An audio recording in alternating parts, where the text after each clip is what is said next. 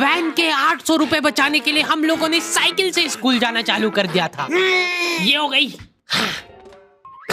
4 लौंडे थरथराती ठंड में साइकिल से स्कूल जाते हैं, ब्लेजर, टोपा, मफलर बांध बुंदा के। एक तो ये ब्लेजर बहुत अजीब था हमारे स्कूल का। 2 जेब थी हमारे ब्लेजर में और 2 ही अंदर की साइड थी। हमारे स्कूल वालों को लगा कि बाहर जेब का क्या ही यूज हो सकता है, इसलिए उन लोगों ने बाहर जेब ही नहीं दी। क्या करूं मैं इस जेब का? ठंडी लग रही है तो हाथ अंदर वाली जेब में ही डाल के चलना पड़ता था। कोनी से साइकिल चला के आते थे हम लोग स्कूल। सबको ऐसा लगता था कि हम लोग अपाहिज हैं। और फिर एकदम से हम लोग हाथ बाहर निकाल लेते थे।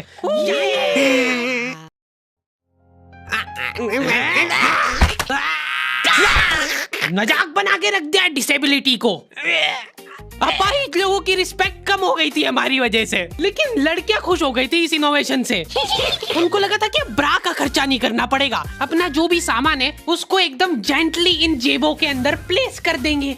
लेकिन इसमें एक छोटी सी दिक्कत थी। स्कूल वालों ने लड़कियों के ब्लेजर में एक ही जेब रखी थी। तुम लोग नहीं समझोगे कितना मुश्किल होता है एक ही जेब में इतना सारा सामान घुसाना। हर रोज लेट होते थे हम लोग स्कूल, क्योंकि मेरी साइकिल की चेन ढीली थी। थोड़ी सी भी स्पीड बढ़ाते थे तो वो चेन उतर जाती थी।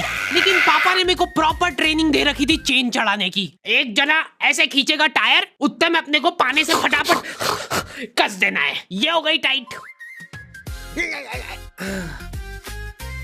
बैग में पाना पेचकस रख के लाना पड़ता था मेरे को स्कूल, कि कभी भी रास्ते में चेन उतर सकती है।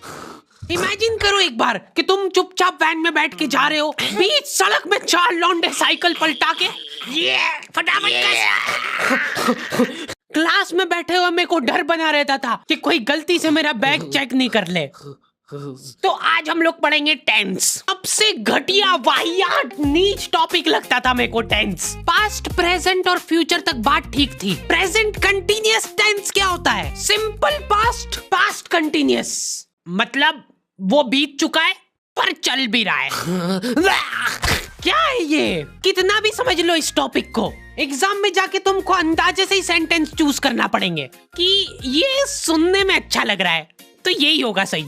एग्जाम में इन्विजिलेटर हमको क्वेश्चन पेपर पे कुछ नहीं लिखने देता था। इनको ऐसा लगता था कि हम लोग क्वेश्चन पेपर पे आंसर लिख लिख के चीटिंग करेंगे। लेकिन हमारी क्लास के बच्चे एडवांस हो गए थे। ये पूरी की पूरी आंसर शीट एक्सचेंज कर लेते थे कि तू लिख के दे, को आता है तो। बोर्ड एग्जाम थी यार हमारी, और हमारे स्कूल वाले बोर्ड एग्जाम को बहुत सीरियसली लेते थे। अलकायदा टाइप ट्रेनिंग मिली थी हम लोगों को। एग्जाम देते हुए कहीं से भी बॉम्ब गिर सकता है, लेकिन तुम्हारे हाथ नहीं रुकना चाहिए। चाहे तुमको क्वेश्चन आता हो या ना, कुछ न कुछ लिख के ही आना है। हमारा एक ही मकसद होना चाहिए, आंसर शीट भरना। नहीं आए तो भी कुछ भी लिख के आ जाओ। मेरे को ये नहीं समझ आता कि मैं कुछ भी कैसे लिख के आ जाऊं। मेरे को आता ही नहीं है, क्या लिखूं मैं? एक तो हमको इतना डरा धमका के भेजा गया था ना सेंटर पे, मैं नर्वसनेस में जाके अपना नाम भूल गया। वहां पे इन्विजिलेटर ने नाम पूछा, मैं सोच रहा हूँ क्या हो सकता है। बेटा नाम तुम्हारा। 2 मिनट। हाँ हेलो मम्मी, मेरा नाम क्या है? बोर्ड एग्जाम के नाम पे इतना डरा दिया था ना स्कूल वालों ने हमको, अच्छों का मुंह निकल जाता है टट्टी के साथ मिक्स होके। तुम लोगों का एक सेंटर आएगा जिसके चारों तरफ सैनिक तैनात रहेंगे। बिना एडमिट कार्ड के वहाँ पे आसपास भी भटकते हुए मत दिख जाना, जिंदा जला देंगे वो लोग। और अगर चीटिंग करते हुए पकड़ा गए तो ना तो तुम हमको जानते हो ना हम तुमको जानते हैं। हम लोग एग्जाम वाले दिन सेंटर पहुंचे तो बच्चों से ज्यादा सिक्योरिटी थी वहाँ पे। आज तक इतनी सिक्योरिटी मैंने एयरपोर्ट पे भी नहीं देखी थी। आर्मी वगैरह खड़ी थी वहाँ पे टैंक लेके। वो सिक्योरिटी वाले एक एक रबड़ का रैपर निकाल के देख रहे थे कि उसके पीछे तो नहीं लिख के लाया कुछ।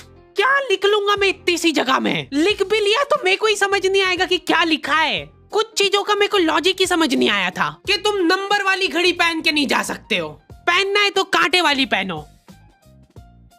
उनको शायद शक हो गया था कि ये सारे लोग एक साथ कोऑर्डिनेशन करके बम नहीं फोड़ दे। उधर एक बच्चे की घड़ी का अलार्म बज गया और वो बजता भी बॉम्ब के टाइमर जैसा है। अलकायदा जिंदाबाद। जिस पाउच में तुम सामान ला रहे हो वो भी ट्रांसपेरेंट होना चाहिए। मेरे बैग में से इनको पाने पेचकस मिले थे, क्या जवाब दूं मैं इसका कि क्या यूज में आते ये? उनको वहाँ पे डेमो करके बताना पड़ा कि ये यूज में आता है ये सब आइटम। फिर बाकी बच्चों ने भी कंफर्म करा कि हाँ देखा तो है हमने इनको रास्ते में ये हरकत करते हुए। ये सब देख के उन्होंने मेरे पाने पेचकस तो हाथों हाथ नाली में फेंक दिए थे। हमारे एक साथी की जेब में से ड्रग्स बरामद हो गए थे। अरे ड्रग्स नहीं है, ये इनहेलर है। इसको ऐसे सूंघते हैं, नाक बंद होती है तो नाक खोलने के बाद भी अगर तुम इनहेलर को पूरी ताकत से सूंघते हो, आंखें दिमाग में ठंडक हो जाएगी तुम्हारे। वो बच्चे नहीं होते जो पूरा साल टाइम पास करते और एग्जाम के एक दिन पहले पढ़ के एग्जाम देने आ जाते हैं। वो बनने की मैं कोशिश ही कर पाया था। सिर्फ मैंने सोचा था आखिरी रात मेरी है, रात भर मैं पूरा सिलेबस चाट जाऊंगा, पर मैं एग्जाम के एक दिन पहले ही बीमार पड़ गया। सर्दी हो गई मेरे को, तो मैंने सोचा ठीक है अभी थोड़ा रेस्ट करते, सुबह उठ के पढ़ाई करेंगे।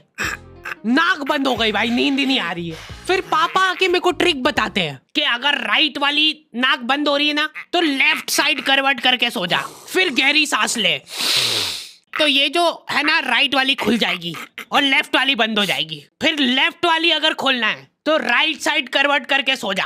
पूरी रात करवटें बदलता रह गया मैं। सुबह रास्ते में जाते जाते पढ़ रहा हूँ मैं, क्योंकि बाकी बच्चे भी यही कर रहे थे।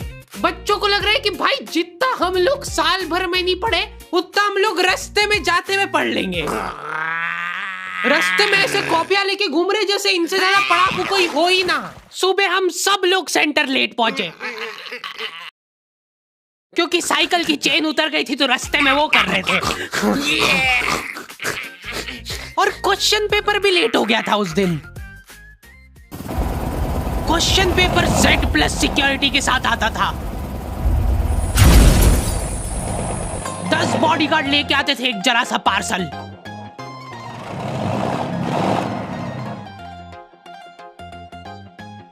और फिर देने के बाद बोलते थे ये असली पार्सल नहीं है। असली नहीं है तो जोर से भी बोल सकते हो, ये असली पार्सल नहीं है। ये लोग पता नहीं किसी को तो गुमराह करने की कोशिश कर रहे थे। इनको डाउट था कि इतनी सिक्योरिटी के बाद भी कोई पेपर चोरी कर लेगा, तो ये लोग इतनी सिक्योरिटी में नकली पेपर लेके आए। असली पेपर तो एक और बॉडीगार्ड नाले में तैरता हुआ लेके आ रहा है। ये पाने पेचकस किसने डाले नाली में? ये लो। मजाक कर रहे थे हम तो, यही है असली क्वेश्चन पेपर। जाओ बांट दो फटाफट।